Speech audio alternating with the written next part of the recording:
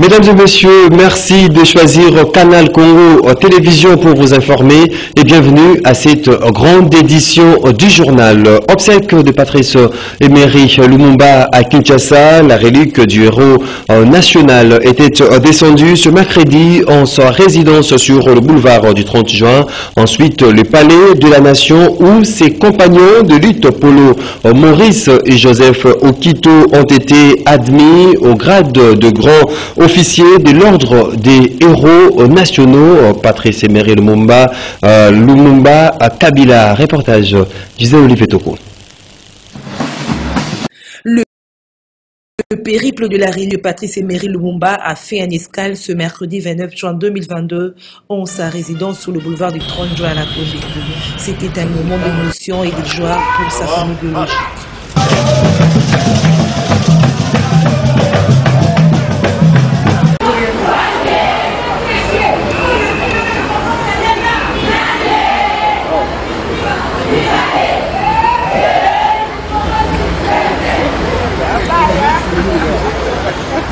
Aujourd'hui, c'est un sentiment mitigé.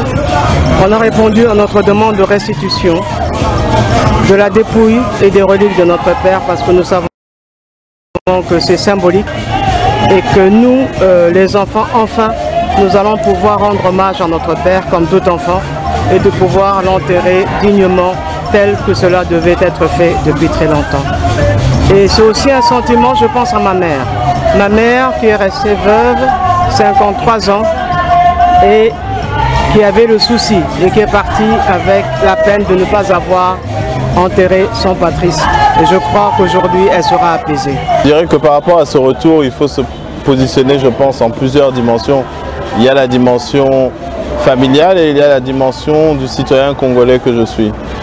En termes de... Je vais commencer par le citoyen congolais que je suis et me ranger auprès de toute la population. C'est-à-dire que ce retour est pour nous une bénédiction. Comme vous le savez, au nom de nos traditions, il y a des impératifs de deuil, il y a des impératifs de rites, de coutumes qui sont propres à notre pays, sans quoi l'illustre disparu ne peut reposer en paix. Et au-delà de ça, il y a aussi toute une famille élargie, une communauté qui bien sûr qui transcende largement les tribus et qui avait à cœur de pouvoir enterrer, faire le deuil 61 ans après d'un personnage héroïque, héros national. Il faut dire que moi je suis venu ici comme membre de famille. Hein, et vaut mieux tard que jamais, comme le disent les Français. Vous connaissez que Patrice Lumumba est un état d'esprit dans ce pays. L'événement d'aujourd'hui, elle est historique, non seulement pour le Congo, mais pour toute l'Afrique et le monde. Lumumba a parlé de la liberté. Il est le descendant de Jésus. Il a parlé de la paix, la liberté et la justice. Et il est mort pour ça. Ensuite, le reste du corps de l'héros national a pris la direction du palais de la Nation où ses compagnons de lutte, Polo Maurice et Joseph Okito, ont été décorés à titre posthume après avoir été admis au grade de grand officier de l'ordre des héros nationaux Kabila Lumumba. C'était en présence du chef de l'État, Félix-Antoine Tshisekedi Tshilombo. Ce n'est pas tout. La dépouille du tout premier ministre de la RDC a par la suite été conduite à la primature pour recevoir les hommages des différents premiers ministres ayant succédé en République démocratique du Congo. C'est le 30 juin 1960 que la République démocratique du Congo a obtenu sa souveraineté sur le plan national qu'international. 70 ans après, quel avenir pour notre pays? Et Ngulu Banga Mpongo Lokonga, l'un des pionniers de l'indépendance, estime que l'avenir de la République démocratique du Congo est pérennisant.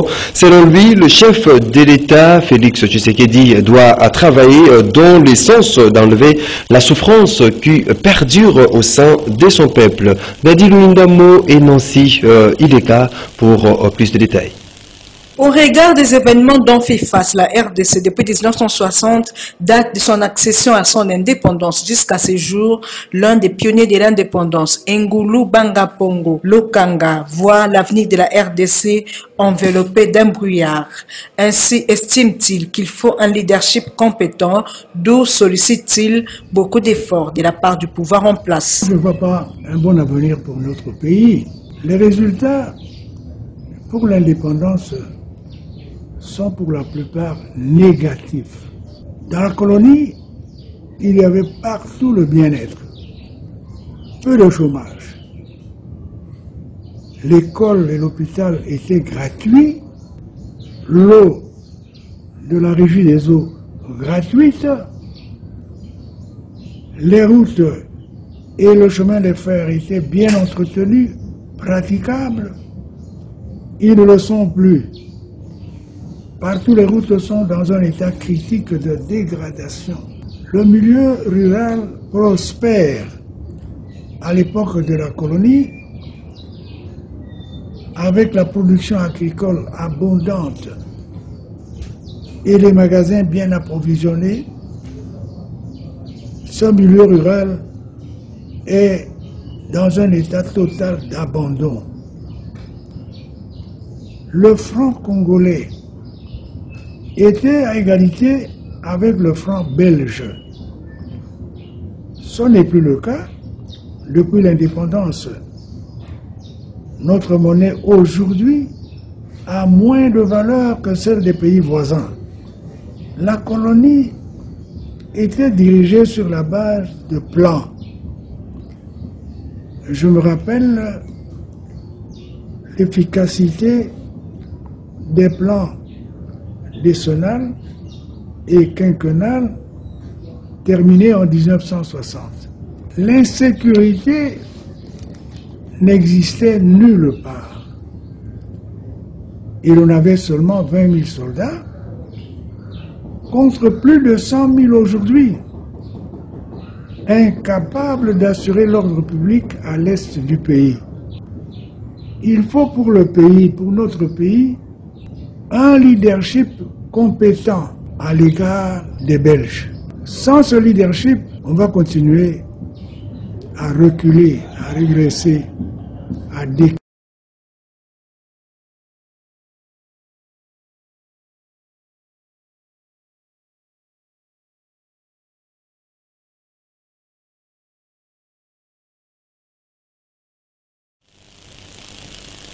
Que peut-on attendre du discours du chef de l'État, Félix Antoine Tshisekedi Tshilombo, à l'aube du 30 juin? Le président de la République reviendra certainement sur plusieurs questions d'actualité.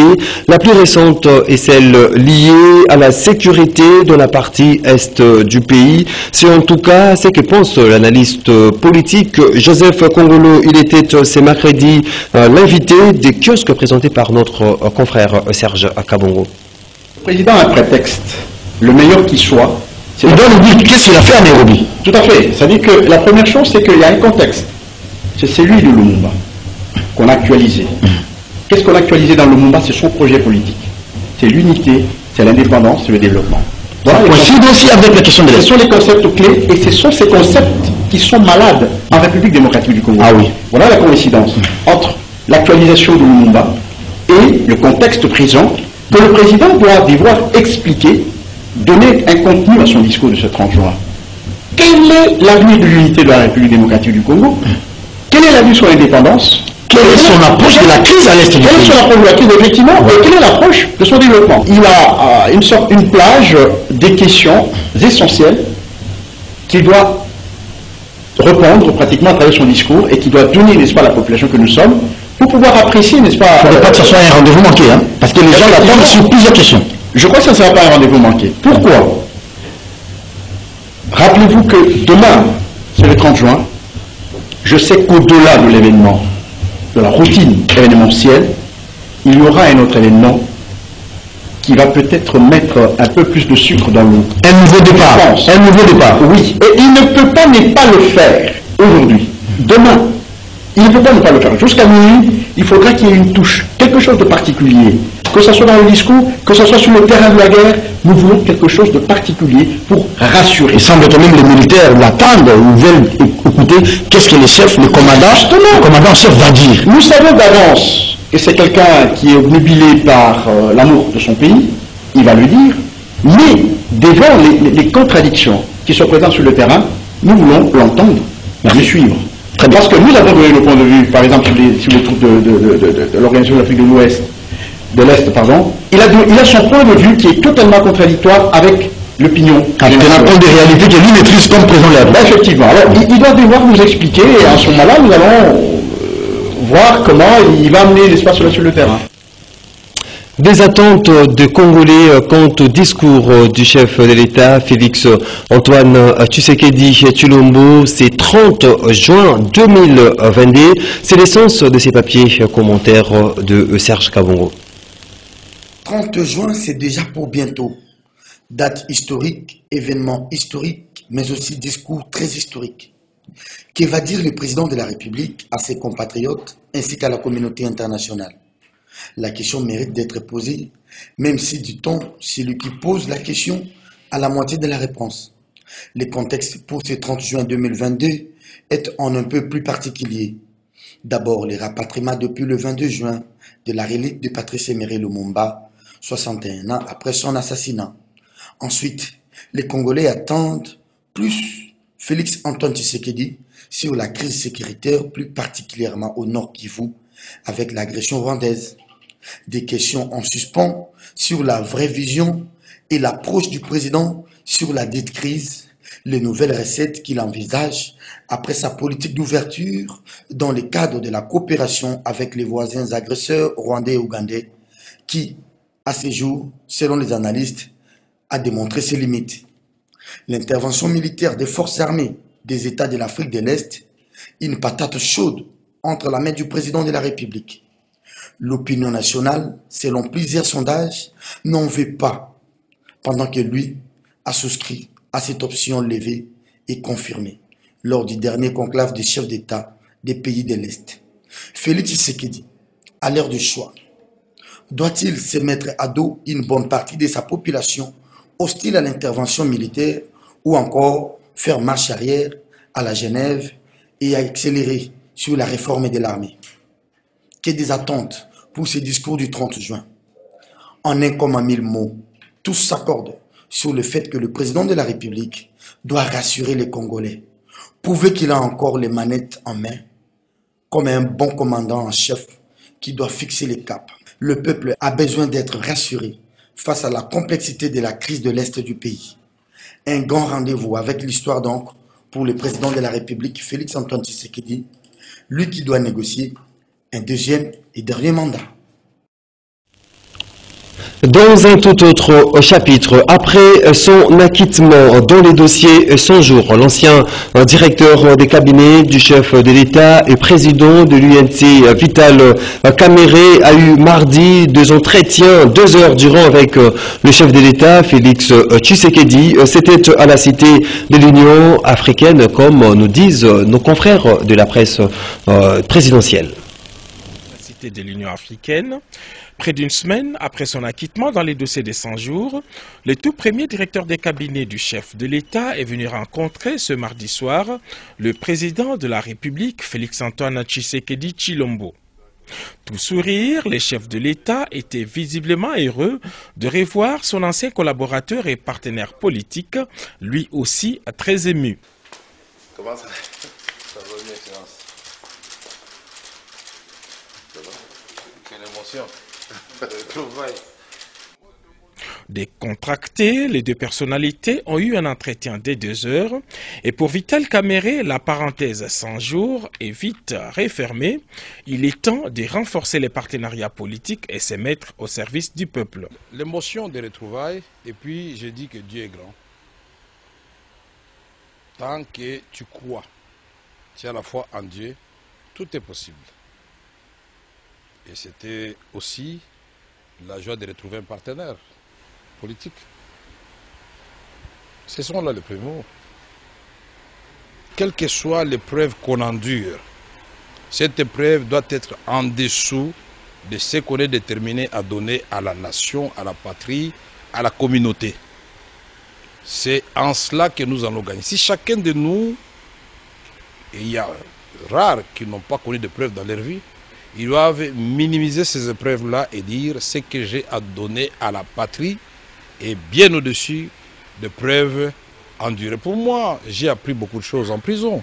La patience, la résilience. J'ai appris comment renforcer la foi en Dieu. Les Congolais veulent entendre Vital Kamerhe s'exprimer sur ce qui se passe à l'Est, votre fief naturel. Donc, ce qui se passe à l'Est, nous laisse tous sans voix. Et chaque Congolais, digne de ce nom, ne peut que répondre à l'appel qui avait été lancé par le gouvernement, par le président de la République, que chacun de nous puisse œuvrer pour que la paix revienne dans notre pays. Et ce ne sont pas des ressources intellectuelles, ce n'est pas la sagesse, ce ne sont pas ces ressources-là qui manquent, mais nous devons revisiter notre outil de défense, les renforcer pour que nous puissions gagner des guerres. Mais il n'y a pas que l'option militaire, il y a l'option diplomatique, il y a des... Et puis pour le journaliste Moïse Moussangana qui intervenait à l'émission en kiosque, pense que l'ancien directeur des cabinets du chef de l'État, Vital Kamerhe, portera ces dossiers comme un boulet sur son dos. Il pense même que ça risque de grellanter sur l'aspect gouvernance de Félix Tshisekedi. Extrait choisi par Serge Kabongo. Suivez. Du tout, c'est pas la même chose. Non, parce que ici, il y a eu un procès qui est terminé dans une situation presque rocambolesque. Donc, il y a l'opinion qui va dans ce sens, il y a la justice qui va dans ce sens, parce que, comme je l'ai dit dans un article... Je ne dis pas où sont papiers, c'est 45 minutes. Comme je l'ai dit, ceci, il y a un problème.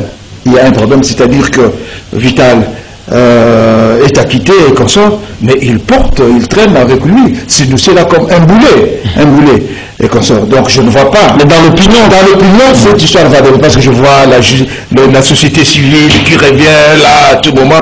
Donc ça sera quelque chose, une pesanteur pour lui, pour qu'il décolle comme peut-être ce parti. Alors quelle est la symbolique de cette rencontre avec le président? Je ne veux pas, je voudrais voir analyser les choses, je voudrais attendre, avoir un peu de temps pour analyser, mais de toutes les façons, dans un premier temps, il faut dire que... Mais c'est son grand retour en politique, hein? Ouais. Ici, son retour. Oui, mais ça a signé quoi? Le non-accommodement. Il y a eu un problème entre le non-accommodement du judiciaire et de la politique. Donc c'est un grand problème et ça grignote un peu sur l'aspect gouvernance du régime Tshisekedi. Ça, il ne faut pas perdre de vue. Parlons à présent de la coopération RDC-Belgique. Le ministre d'État belge qui séjourne à Kinshasa depuis dimanche 26 juin pour participer aux obsèques de Patrice Emery Lumumba a eu des échanges avec le président de l'Assemblée nationale, Christophe Mbosso Kodia Pwanga. Question de recréer les liens entre les parlements de deux pays. Regardez. On a parlé longuement, comme vous avez pu vous en rendre compte, mais ce n'est pas parce qu'il y avait des problèmes, mais c'est parce que nous avions beaucoup de choses à nous dire. Beaucoup de choses à nous dire parce que cette démarche, elle se place dans le prolongement de contacts et de manifestations très importantes pour les relations entre la République démocratique du Congo et le Royaume de Belgique. Et donc nous croyons qu'au niveau parlementaire, comme ça a été le cas quand on a préparé un protocole, il y a un rôle à avoir dans la redynamisation, en quelque sorte, souhaitée par le roi, par le président de la République, par le Premier ministre, par les premiers ministres, et redynamiser ces relations dans tous les secteurs. Et donc il y a aussi une redynamisation à faire entre le Parlement et les parlements belges et au niveau de la République démocratique du Congo. Et puis forcément, les parlementaires, ils abordent toutes les questions. Et donc, oui, Nous avons discuté de finances, d'organisation d'élections, de situations diplomatiques, de situations de tension dans une partie du pays, mais nous avons surtout conclu à ce qu'il fallait rester optimiste et qu'il fallait voir l'aspect positif des choses, et pour cela il faut aussi qu'à un certain moment, comme dans les matchs de football, les acteurs fassent le déplacement, et c'est ainsi que le président et son Parlement détermineront une date, une période pour venir nous rendre visite en Belgique et ainsi aussi continuer à des entretiens entre nous. Et je crois que c'est positif. Enfin, une restitution a eu lieu, ça a duré trop longtemps. Notre Premier ministre l'a dit et a redit avec les mots justes, qui condamnent toute colonisation passée, actuelle et tout ce qui concerne le racisme dans tous les pays du monde aujourd'hui. Ça, c'est la première chose. L'autre élément, quand on connaît l'histoire, il faut la réexpliquer. Et c'est une des raisons pour lesquelles, quand le roi est arrivé, il a aussi voulu décorer le plus ancien des militaires congolais. Ça, c'est la reconnaissance de mémoire. C'est cette reconnaissance que des citoyens congolais, comme d'ailleurs des Marocains, sont venus quelquefois mourir ici ou dans nos pays pour nos libertés.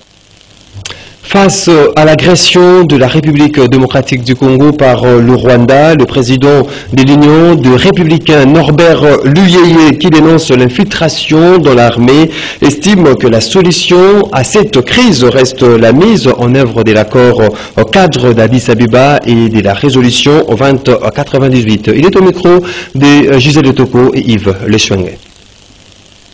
Face à l'agression de la RDC par le Rwanda, Norbert Luyeye, président de l'Union des Républicains, dénonce l'infiltration de l'armée congolaise. Avec cette armée infiltrée, il est difficile pour nous de faire la guerre avec les pays agresseurs et occupants de notre pays. Derrière ce pays, il y a une puissance internationale. Ce complot détient un schéma de balkanisation de notre pays. La solution à la crise en RDC, en croire Norbert Luyeye, se trouve dans l'accord cadre d'Addis Abeba ainsi que la résolution 2098 du Conseil de sécurité des Nations Unies. La solution de cette crise est aussi dans les engagements pris par le gouvernement dans l'acte d'engagement renouvelé de l'accord cadre d'Addis Abeba, signé le 24 février 2013. Suivi de la résolution 2098 du Conseil de sécurité des Nations Unies, dont le point 14b de cette résolution demande aux représentants pour la République démocratique du Congo de s'acquitter, au moyen de ses bons offices, des tâches suivantes. Promouvoir un dialogue politique transparent et inclusif entre toutes les parties prenantes congolaises en vue de favoriser la réconciliation et la démocratisation et encourager l'organisation des élections provinciales et locales crédibles et transparentes. Ainsi, à travers la déclaration de Nairobi du 12 décembre 2013, le gouvernement a pris des engagements avec le M23. Ces deux accords cités si haut sont des traités et accords internationaux et sont supérieurs à la Constitution. Que Félix Tshilombo n'a pas le pouvoir de suspendre ces accords. En dehors de ces accords, pas plus tard, le 22 juin 2022, au conclave des chefs d'État de la communauté d'Afrique de l'Est tenu à Nairobi devant ses pairs, Félix Tshilombo a de nouveau pris l'engagement de mettre en place et le plus rapide un processus de paix crédible et efficace, c'est-à-dire organiser un dialogue politique pour résoudre les conflits qui s'opposent entre Congolais.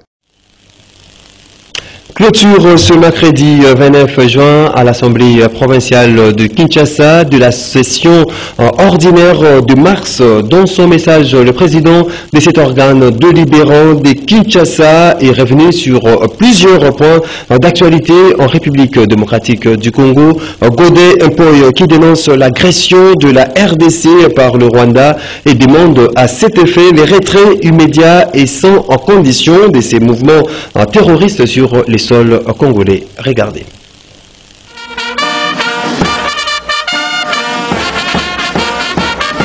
C'est ce mercredi 29 juin 2022 que l'Assemblée provinciale de Kinshasa a clôturé sa session ordinaire de mars dans un climat de convivialité.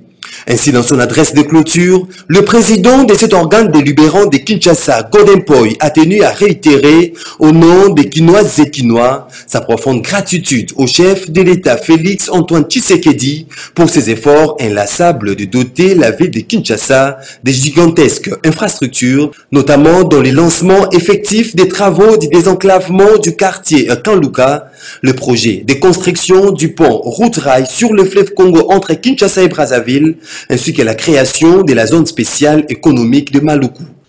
Concernant les questions liées aux finances publiques de la ville de Kinshasa, je me dois de recommander au gouvernement provincial et aux différentes régies financières de redoubler d'efforts pour la mobilisation massifiée des recettes fiscales et non fiscales dues au trésor urbain. Je nous exhorte, chers collègues députés, de mettre à profit nos vacances parlementaires pour rapprocher nos différentes bases respectives et palper du doigt les réalités inhérentes aux difficultés de tout ordre vécues par les Kinoises et Kinois dans nos différentes communes. Avant de terminer mon propos, je saisis cette occasion pour féliciter et remercier nos différents héros dans l'ombre qui nous ont accompagnés comme il se doit sur le plan technique, administratif, durant nos travaux législatifs et des contrôles parlementaires que nous venons d'accomplir au cours de la session qui s'achève. Face aux atrocités commises dans la partie est de la République démocratique du Congo par le mouvement terroriste M23, appuyé par son parrain naturel, le Rwanda, l'Assemblée provinciale de Kinshasa dénonce sans relâche ce qu'elle qualifie de l'entreprise criminelle du Rwanda en RDC sous couvert du mouvement M23 et demande à cet effet le retrait immédiat et sans condition de ces mouvements terroristes sur le sol congolais. C'est tout en exprimant son soutien indéfectible aux forces armées de la République démocratique du Congo, au chef de l'État, commandant suprême des forces de défense et de sécurité. Voilà qui met fin, mesdames et messieurs, à cette grande édition du journal. Merci à vous de l'avoir suivi.